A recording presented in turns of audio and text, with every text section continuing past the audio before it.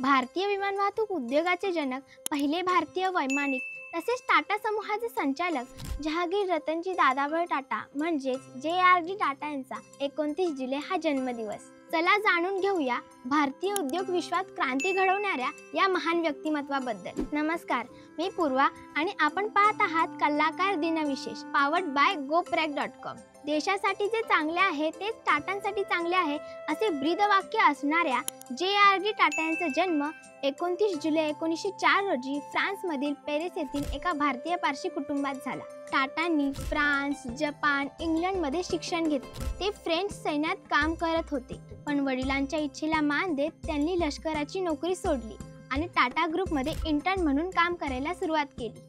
JRD Tata यांच्या अध्यक्षतेखाली टाटा समूहाची मालमत्ता 100 दशलक्ष अमेरिकन डॉलरवरून 5 अब्ज अमेरिकन डॉलर्सपेक्षा जास्त झाली।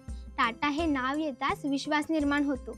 अगदी सामान्याच्या स्वयंपाकघरातील मिठापासून ते जहाजापर्यंत अनेक व्यावसायिक क्षेत्रात दबदबा निर्माण करून टाटांनी लोकांचा विश्वास कमवला आहे। JRD टाटा यांना भारतीय विमान वाहतूक उद्योगाचे जनक म्हणून ओळखले जाते। संपूर्ण व्हिडिओ पाहण्यासाठी आपल्या कलाकार YouTube चॅनलला नक्की भेट द्या।